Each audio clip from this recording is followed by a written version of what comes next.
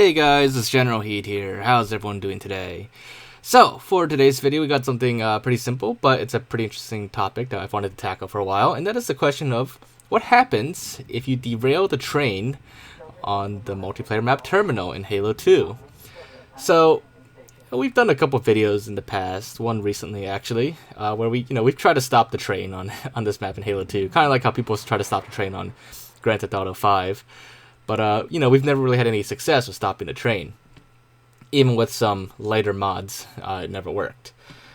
But, for this video, we'll be seeing what happens if we derail the train, even if we can't stop it.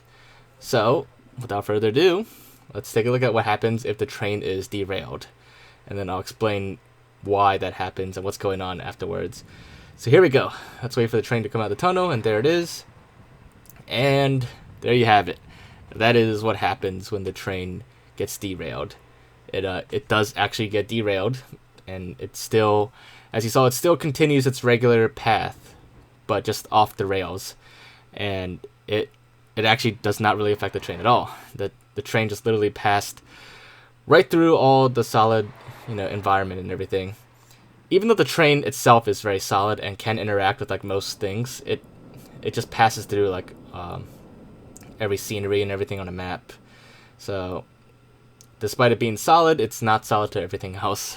And even when it goes off rails, physics don't really apply to it. The train is literally on rails. Get it?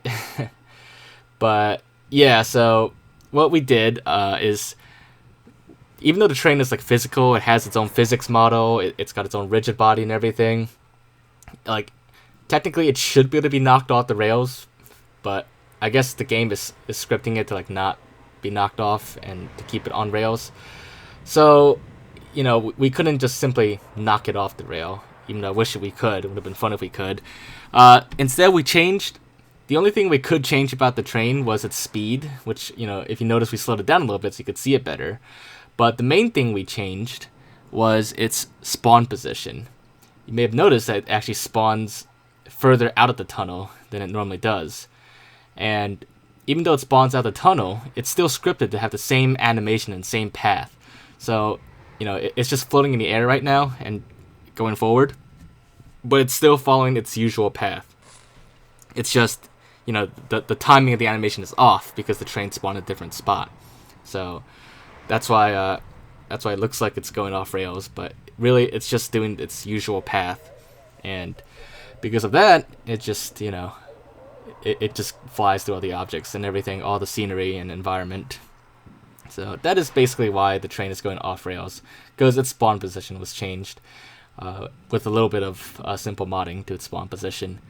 But that's pretty much the most we could do with the train. Actually, we could mod it to stop it completely, but that's not as fun as finding a real way to stop the train, which, every now and then I'll probably look into that and see if we come up with anything else. But for now, that is basically what happens if you derail the train, in that it is totally scripted, totally on rails, and will simply pass through any object it collides with, even like the entire map and all the walls and buildings and everything. But yeah, so there you guys have it. A little short, simple video for today, but hopefully you guys did enjoy it. And if you did find it interesting, make sure to leave a like. Leave your thoughts and comments. Anything else you want to check out or look into or test out, just let me know. I'll do my best to look into it when I get a chance. But other than that, make sure to subscribe if you haven't already, and I will see you all next time. Bye, guys.